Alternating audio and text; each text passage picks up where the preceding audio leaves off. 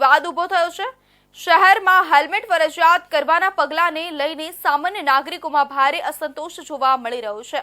કોંગ્રેસના પૂર્વ ધારાસભ્ય ધીરુ ગજેરાએ રાજ્યના મુખ્યમંત્રીને પત્ર લખીને માંગ કરી છે કે હેલ્મેટના કાયદામાં મધ્યમ અને ગરીબ વર્ગ માટે રાહત આપવામાં આવે। આ પત્રમાં ધીરુ ગજેરાએ અનેક મુદ્દા ઉઠાવ્યા છે। તેમનો તર્ક છે કે આજના સમયમાં પ્રત્યેક વ્યક્તિ કોઈને કોઈ સ્વાસ્થ્ય સમસ્યા ધરાવે છે અને આ તાપમાનમાં હેલ્મેટ પહેરીને લાંબા સમય સુધી ઊભા રહેવું આરોગ્ય માટે હાનિકારક સાબિત થઈ શકે છે।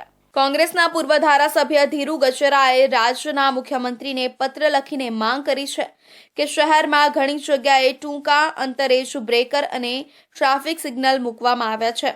ઘણી જગ્યાએ સ્પીડ બ્રેકરો પર સફેદ પટ્ટા પણ નથી કે કેટલીક જગ્યાએ બ્રેકર હોતા જ નથી, જે મોટરસાયકલ ચાલકો માટે જોખમી બની શકે છે।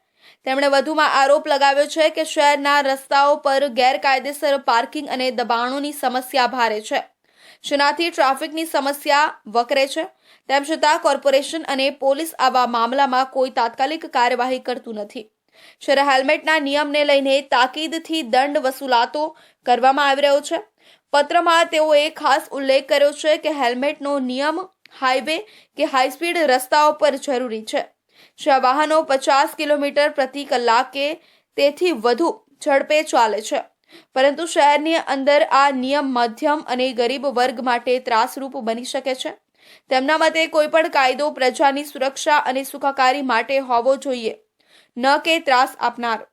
તેથી સરકાર હેલ્મેટના કાયદાને વધુ વ્યાજબી બનાવી જેથી સામાન્ય લોકો માટે અનુકૂળતા રહે। મેં મારી લાગણી રજૂ કરી છે। મને હેલ્મેટ એટલે ત્રાસદાયક લાગે છે કે આજના જે મધ્યમ અને ગરીબ વર્ગો પાસે સૌથી વધારે બાઇક હોય છે અને પોતે ધંધે રોજગારી જતો હોય છે, શાકભાજી લેવા, મંદિરે, કોઈ મતલબમાં પોતાના સોશિયલ કામમાં, શ્રદ્ધાંજલિ સ્કૂલમાં, બધી જગ્યાએ તમે એને જવાનું હોય છે। અને આજના દિવસમાં મધ્યમ અને ગરીબ વર્ગ લગભગ તમે જાણો છો કે આજે બધા લોકોની દવા ચાલતી હોય છે, એમાં ગરીબનો આજના દિવસમાં સિટી વિસ્તારની અંદર 200, 200, 300 મીટરે તમારે સિગ્નલ આવતા હોય, સિગ્નલ ફોલોઅપ કરવાના। પછી અમુક જગ્યાએ તમને સ્પીડ બ્રેકર આવતા હોય, સ્પીડ બ્રેકરની અંદર અમુક જગ્યાએ તમને ખ્યાલ હોય તો એના સિગ્નલના નિશાનો પણ નહીં માર્યા, વ્હાઇટ પટ્ટા નહીં માર્યા હોય। અમુક જગ્યાએ કોર્પોરેશને ખોદકામ ગમે ત્યાં કર્યું હોય તો અહીંયા બેરીટેક ન લગાવ્યા હોય। આડેધડ પાર્કિંગ, આડેધડ મતલબમાં દબાણો થાય છે। આ દબાણો જ્યાં કરવાનું છે ત્યાંથી નથી કરતા અને ગરીબ અને મધ્યમ વર્ગ ઉપર આજના દિવસમાં સિટીમાં 10 થી 15 કિલોમીટરથી વધારે સ્પીડે ગાડી ચાલતી નથી।